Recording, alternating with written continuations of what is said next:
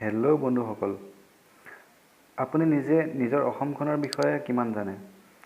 আপুনি অসমৰ বুৰঞ্জীৰ বিষয়ে কিমান জানে? নিজকে এবাৰ পৰীক্ষা কৰি চাওক। এই ভিডিঅ'টোত মই আপোনালোকলৈ লৈ আহিছোঁ অসমৰ বুৰঞ্জীৰ 10টা প্ৰশ্ন।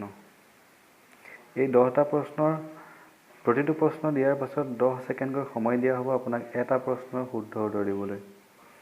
আৰু আপুনি যদি প্ৰশ্নটোৰ শুদ্ধ উত্তৰ বিচাৰি নাপায় তেনেহ'লে ভিডিঅ'টো পজো কৰিব পাৰে।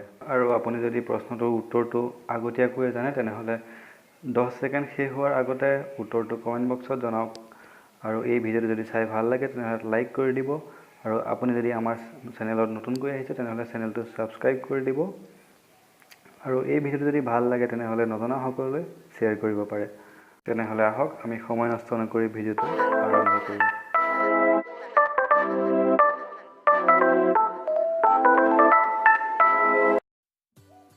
এক নম্বৰ প্ৰশ্ন, আহোমসকল অসমলৈ কেতিয়া আহিছিল? আৰু ইয়াৰ উত্তৰ আপুনি যদি জানে তেনেহ'লে 10 ছেকেণ্ড শেষ হোৱাৰ আগতেই উত্তৰটো কমেণ্ট বক্সত কমেণ্ট কৰক।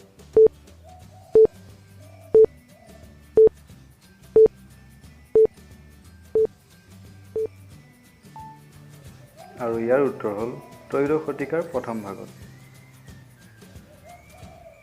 2 নম্বৰ প্ৰশ্ন, অসমলৈ মান কোনে আনিছিল?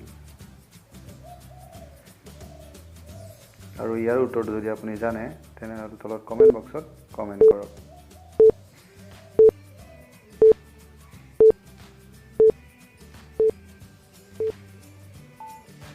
আৰু ইয়াৰ উত্তৰ হ'ল বদন বৰফুকনে। 3 নম্বৰ প্ৰশ্ন, শৰাইঘাটৰ ৰণত আহোম সেনাপতি কোন আছিল? এই প্ৰশ্নটোৰ উত্তৰ আপুনি নিশ্চয় জানে।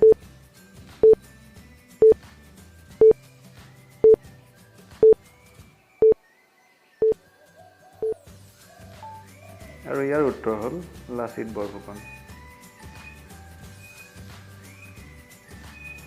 4 নম্বৰ প্ৰশ্ন, পিয়লি ফুকনক কেতিয়া ফাঁচি দিয়া হৈছিল?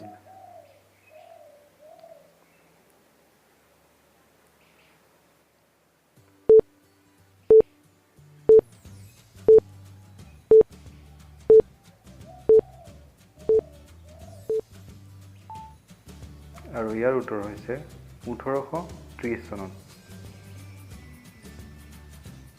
5 নম্বৰ প্ৰশ্ন, আহোমসকলে অসমত কিমান বছৰ ৰাজত্ব কৰিছিল?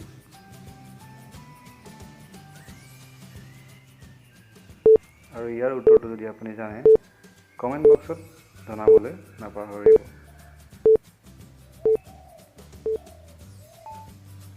আৰু ইয়াৰ উত্তৰ হ'ল প্ৰায় 600 বছৰ। 6 নম্বৰ প্ৰশ্ন, মণিৰাম দেৱানক কেতিয়া ফাঁচি দিয়া হৈছিল?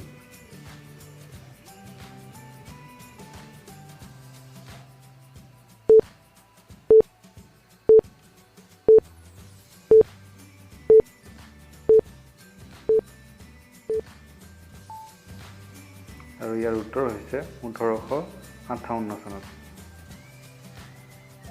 7 নম্বৰ প্ৰশ্ন, মানসকলে অসমত কিমানবাৰ আক্ৰমণ কৰিছিল?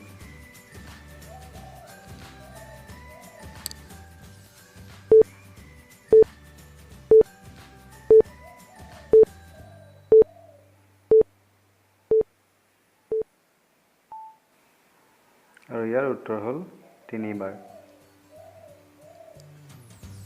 8 নম্বৰ প্ৰশ্ন, শৰাইঘাটৰ ৰণত মোগলৰ সেনাপতি কোন আছিল?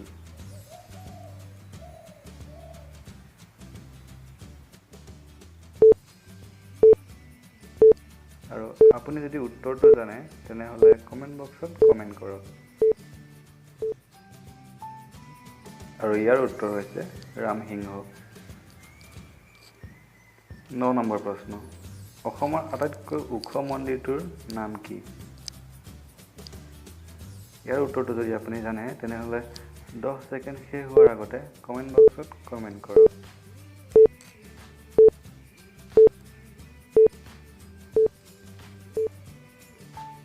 ইয়াৰ উত্তৰ হৈছে শিৱসাগৰৰ শিৱদৌল। 10 নম্বৰ প্ৰশ্ন, শৰাইঘাটৰ ৰণ কিমান চনত হৈছিল?